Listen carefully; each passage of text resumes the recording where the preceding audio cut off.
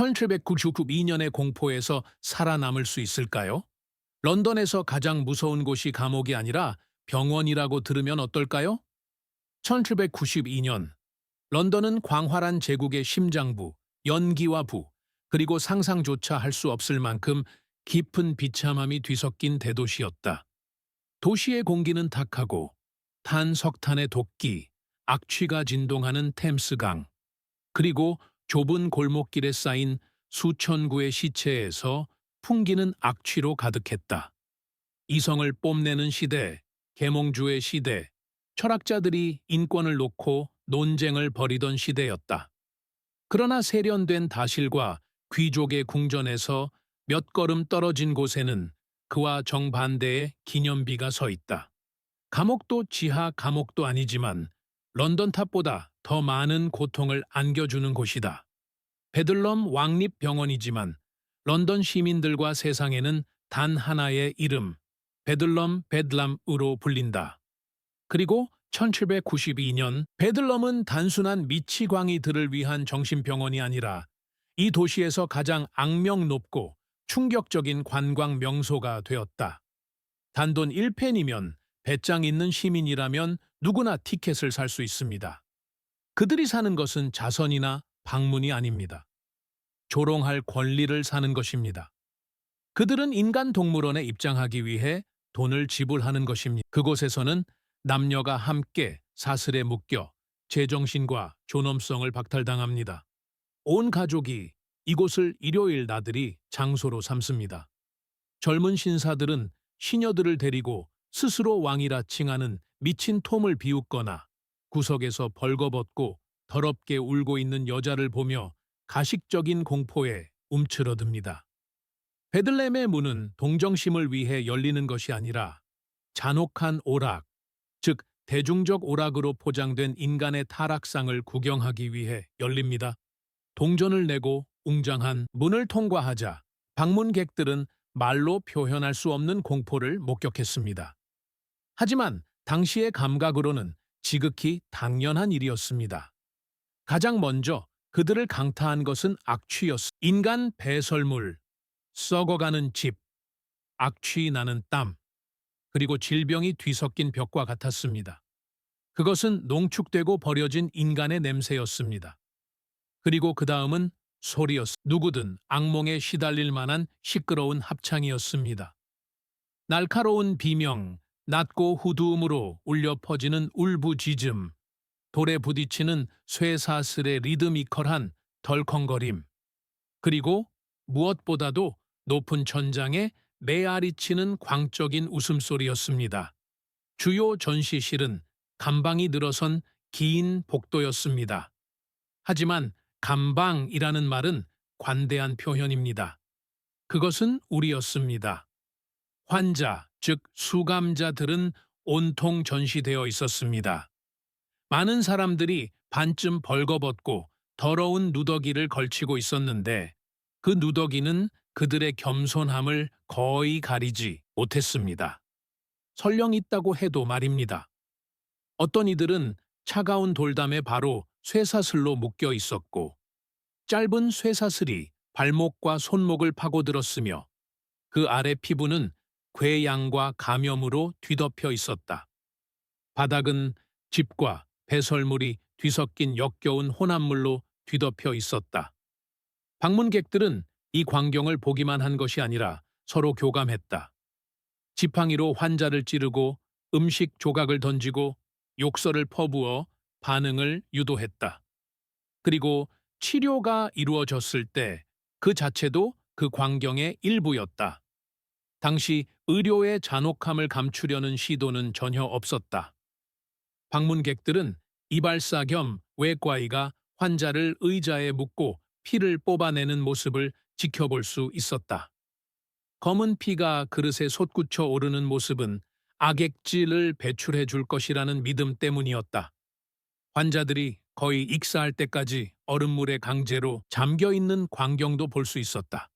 이는 이성을 일깨우기 위한 충격이었다. 환자들이 강력한 구토제를 먹고 격렬하게 토할 때까지 강제로 삼키는 폭력적인 정화는 일상적인 일이었다. 이 모든 일은 모든 사람이 보는 앞에서 이루어졌으며 경고이자 오락거리인 그로테스크한 광경이었습니다.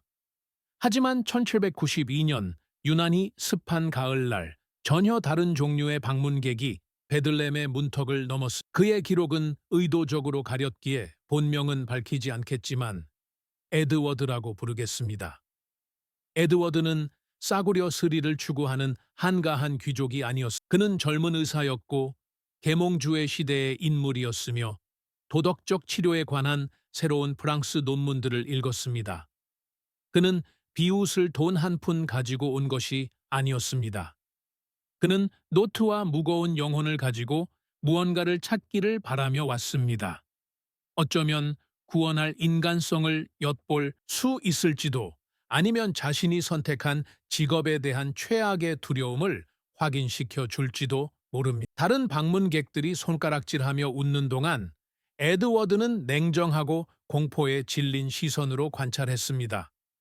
그는 짐승을 본 것이 아니라 사람을 보았습니다. 그는 다른 사람들이 간과한 세부 사항들을 알아챘습니다. 자신을 사슬로 묶은 남자의 굳은 살이 박힌 손은 고된 노동의 삶을 암시했습니다. 긴장증에 걸린 여자의 중얼거림 속에 묻어난 지역 사투리는 그녀의 출신을 드러냈다. 바로 그때 그의 마음속에 차갑고 당혹스러운 깨달음이 자리 잡기 시작했다. 그는 전시된 수십 개의 얼굴들을 바라보았다. 더럽고 이가 빠진 얼굴들, 천연두와 고된 노동으로 흉터가 남은 얼굴들. 그들은 노동자, 거지, 매춘부, 제대 군인들의 얼굴이었다. 그들은 예외 없이 가난한 사람들의 얼굴이었다. 런던처럼 계급이 갈라지고 출생이 운명을 결정하는 도시에서 광기는 하층 계급에게만 나타나는 질병처럼 보였다. 이러한 관찰은 그에게 맞지 않는 것처럼 보였다. 광기는 사회적 위계를 존중하지 않는다는 것을 그는 알고 있었다. 그는 엘리트 계층의 광인들은 어디에 있는지 궁금했다. 이 불안한 질문에 사로잡힌 에드워드는 조사를 시작했다. 그는 공개 방청석에 만족하지 않았다. 군중의 소음에서 벗어나 더 멀리 떨어진 복도를 거닐었다. 환자 병실의 단순한 빗장이 아니라 육중하고 값비싼 자물쇠로 잠겨있는 문들을 열어보려고 애썼다. 지하 복도, 아니면 테피스트리 뒤에 숨겨진 좁은 계단을 오르던 중 그는 근본적으로 다른 공간을 발견했다. 공기는 더 차가웠다. 침묵은 거의 완벽했고 오직 자신의 발소리만이 메아리쳤다. 그는 화관감으로 조각한 듯한 얼굴을 한 건장한 남자, 그가 단단한 참나무 문을 지키고 있는 것을 발견했다. 이 남자는 공개 병동의 다른 간병인들, 즉 술에 취한 짐승들과는 달랐다. 그는 경계심이 강하고 옷차림이 단정하며 무장하고 있었다. 길 잃은 방문객인 척하며 에드워드는 문 너머에 무엇이 있는지 물었다. 그의 반응은 즉각적이고 적대적이었다. 경비원은 그의 멱살을 잡고 의심스러운 듯 눈을 가늘게 떴다.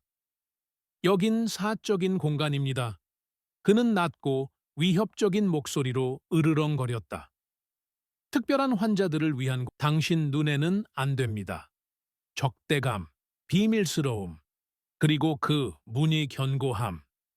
이 모든 것이 에드워드의 의심을 확증했다. 나중에 안뜰의 그림자 속에 숨어 있던 그는 청소 직원 2명이 속삭이는 소리를 우연히 들었다. 그들은 침묵의 동에 대해 두려움에 떨며 이야기했다. 한밤중에 도착하는 표시 없는 마차들에 대해 이야기했다. 그들은 들어왔다가 나오지 않는 환자들, 그리고 그들의 이름은 공공기록에 기록되지 않은 환자들에 대해 이야기했다. 그 비밀은 위험하다는 의미의 특별한 환자들에 대한 것이 아니었다. 런던이 가장 소중히 여기는 방식으로 특별하다는 것에 대한 것이었다. 그들은 부유했다. 베들렘이 그토록 맹렬하게 지켜온 비밀, 그 참나무 문 뒤에 숨겨진 비밀은 조지 왕조 사회의 핵심에 자리 잡은 위선에 대한 썩어빠진 진실이었다. 침묵의 날개는 사회가 버린 불쌍한 사람들을 위한 것이 아니었다. 사회가 버릴 수 없는 사람들을 위한 것이었다. 위험 침묵의 날개는 귀족들을 위한 보호시설이었다. 상류 부르주아 계급이 불편함을 호소하는 곳이었다.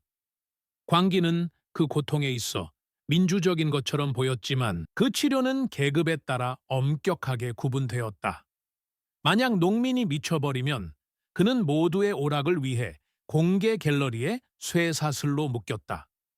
공작의 아들이 우울증을 앓거나 그의 아내가 반항적이고 히스테리적일 경우, 예를 들어 책을 너무 많이 읽거나 온순한 아내가 되기를 거부하는 경우, 또는 상속인이 혈통에 부끄러움을 줄 수 있는 신체적 또는 정신적 장애를 가지고 태어났을 경우 그들은 치료받지 못했다. 그들은 숨겨졌다. 침묵의 날개의 기능은 치유가 아니라 사회적 삭제였다. 명예, 혈통, 그리고 대중의 모습에 집착하는 시대에 결함이 있는 친척은 재산과 정치적 동맹을 파탄낼 수 있는 스캔들이었다. 베들렘은 터무니없는 대가를 치르고 완벽한 해결책을 제시, 바로 은밀하고 영구적인 실종이었다. 가족은 갑작스러운 질병이나 본토로의 장기 여행을 알릴 수 있었지만 문제의 개인은 정신병원의 조용한 벽에 산채로 삼켜졌습니다. 에드워드는 떠날 수 없다는 것을 알았다. 그가 듣고 의심했던 것들이 안에서부터 그를 갉아먹고 있었다. 그는 며칠 동안 침묵의 날개, Silent Wing, 경비병들을 관찰하며 그의 일상과 진에 대한 그의 약점을 알아챘다. 어느 날 밤 주머니에는 무게가 꽤 나가는 은화 한 줌이 들어 있었다. 경비병의 한 달 월급에 해당하는 금액이었다. 에드워드는 움직였다. 동전이 부딪히는 소리가 어떤 말보다 더 설득력 있었다. 경비병은 망설이다가 어두운 복도를 양쪽으로 둘러보더니 끙 하는 소리를 내며 뇌물을 받았다. 묵직한 자물쇠가 귀청이 터질 듯한 딸깍 소리를 내며 돌았다. 문이 열렸다. 에드워드가 발견한 것은 공용 날개의 혼돈이 아니었다. 훨씬 더 끔찍한 무언가였다. 무시무시한 침묵, 무덤 같은 침묵이었다. 공기는 정체되어 있었고 곰팡이와 약 냄새, 그리고 메스꺼운 정적이 감돌았다. 개방된 방들과는 달리 이곳은 견고한 나무 문이 달린 개인실들이 늘어선 복도였다. 경비병은 랜턴을 들고 그를 그 방들 중 하나로 안내했다. 깜빡이는 불빛이 고딕 양식의 공포스러운 장면을 드러냈다. 겉모습은 괜찮았지만 얼룩진 침대 위에는 누군가 누워 있었다. 지금은 누더기가 된 잠옷의 진로보아 귀족 출신임이 분명했다. 하지만 그녀는 사슬에 묶여 있었다. 벽에가 아니라 침대 프레임에 윤이 나는 황동 사슬로 묶여 있었다. 그녀는 완전히 고립되어 있었고 방의 창문은 판자로 막혀 있었다. 그녀는 비명을 지르지 않았다. 눈은 떴지만 텅 비어 있었고 끊임없이 주입된 라우다눔 때문에 흐릿했다. 이것이 바로 이 시스템의 진정한 잔혹함이었다. 공공병동에서 환자들은 서로에게 의지하며 아무리 가난하더라도 천국을 엿볼 수 있었다. 하지만 이곳에서 부자들은 귀청이 터질 듯한 침묵 속에 영원한 어둠 속에 산채로 묻혀 가난한 사람들보다 더 열악한 환경에서 살았다. 아무도 그들을 볼 수 없다는 바로 그 이유 때문이었다. 그들의 분은 오히려 더 깊은 지옥으로 그들을 이끌었다.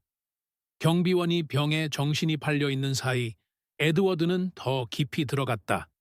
그는 그 병동의 주치의 사무실로 보이는 곳을 발견했다.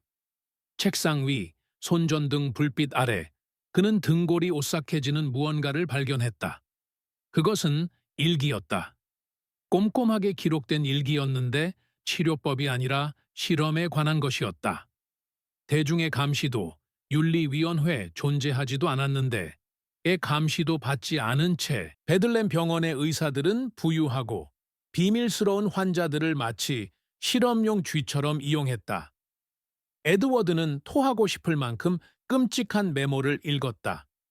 필요에 의한 것이 아니라 순수하고 뒤틀린 과학적 호기심에서 자행된 가학적인 치료에 대한 설명이 적혀 있었다. 그는 환자들을 끈으로 묶고 코와 귀에서 피가 솟구칠 때까지 엄청난 속도로 회전시키는 장치인 회전의자에 대한 글을 읽었다. 이 장치가 뇌를 재조직한다는 이론에 따른 것이었다. 그는 거품요법에 대해 읽었는데 이는 면도한 두피에 부식성 화학 물질을 발라 고통스러운 물집을 만들어 광기에 증기가 빠져나가기를 바라는 것이었다. 치사량의 마취제를 투여했다는 기록도 있었는데 이는 단지 고귀한 신민이 평민에 비해 얼마나 강한 저항력을 보이는지 보기 위한 것이었다. 외부의 스캔들로부터 보호받던 이 환자들은 의학계의 가장 어두운 충동을 위한 사적인 놀이터가 되었다. 침묵의 병동에서 벌어진 일은 치료도 아니었고 심지어 공공병동의 잔혹한 감금도 아니었다. 그것은 체계적이고 기록된 고문이었다. 에드워드는 숨조차 제대로 쉴 수 없었다. 그는 동기를 이해해야 했다. 잔혹함은 분명했지만 그 시스템은 복잡했다. 그는 또 다른 책들을 찾았는데 의학 서적이 아니라 금융 서적이었다. 그리고 모든 것이 명확해졌다. 침묵의 날개는 단순한 사회적 비밀이 아니라 갈취 계획이었다. 상류 사회와 깊은 인연을 맺은 베들렘의 책임자는 부패한 이윤 추구 기계를 만들어냈다. 귀족 가문들은 친척들을 치료하기 위해서가 아니라 두 가지를 보장하기 위해 거액을 지불했다. 첫째, 그들의 완전한 침묵과 둘째, 그들의 영원한 실종이었다. 재무 기록에는 영국에서 가장 유명한 인물들이 분기별로 거액의 돈을 지불했다는 사실이 드러났다. 그것은 사실상 몸값을 거꾸로 지불한 것과 같았다. 유지하다 감옥에 갇힌 사람. 원장은 단 하나의 소문으로 명예를 훼손할 수 있는 힘을 가졌다. 가족이 돈을 지불하기를 주저하면 그들의 불편한 친척이 공공병동으로 이송되어 거지들과 함께 전시될 수 있다는 은밀한 위협이 항상 있었다. 그렇게 되면 온 세상이 가문의 혈통에 묻은 오점을 보게 될 것이다. 베들렘은 단순한 정신병원이 아니라 인간의 수치심을 거래하는 은행이었다. 비밀이 그들의 화폐였고 부유한 환자들의 침묵하는 고통이 그들의 금고였다. 분노와 공포에 떨던 에드워드는 정신없이 재정 및 의료 일지를 코트에 쑤셔 넣으며 최대한 많은 정보를 베껴 썼다. 그날 밤 그는 의사가 아니라 반인륜 범죄의 목격자로서 베들렘을 떠났다. 명망 있는 신문이라면 런던의 가장 유력 가문들을 그런 식으로 비난하는 기사를 감히 낼 리 없다는 것을 알고 있던 그는 얼마 남지 않은 돈을 비밀 인쇄소에 투자했다. 며칠 후 익명의 팸플릿이 런던의 카페와 살롱에 유포되기 시작했다.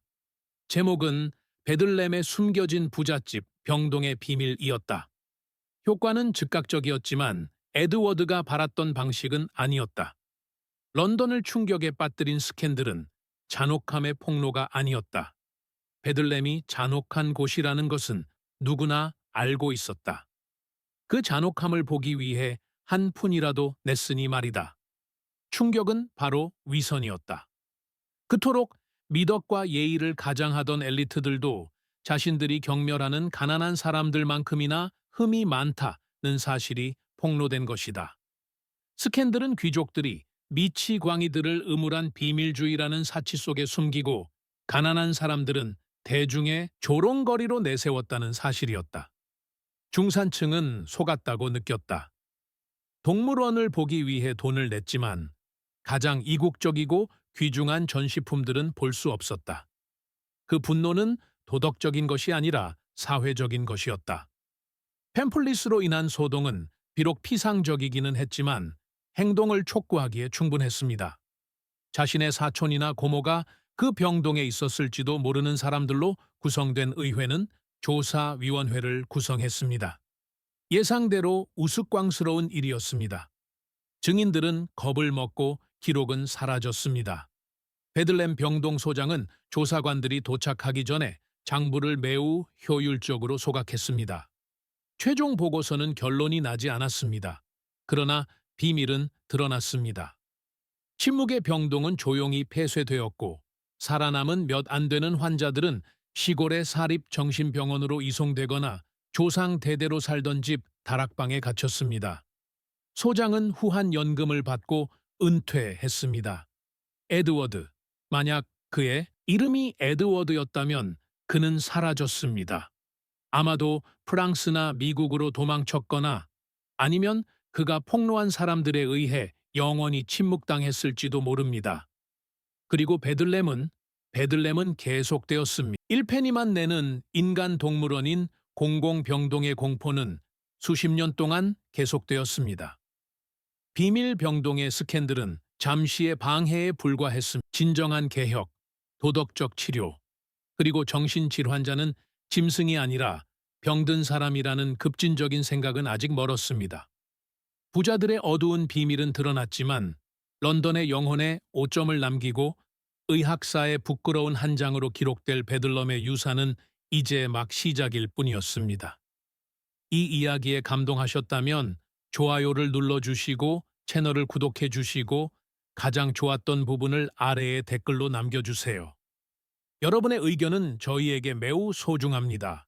감동적인 이야기가 필요한 누군가에게 이 영상을 공유해 주세요. 다음에 또 만나요.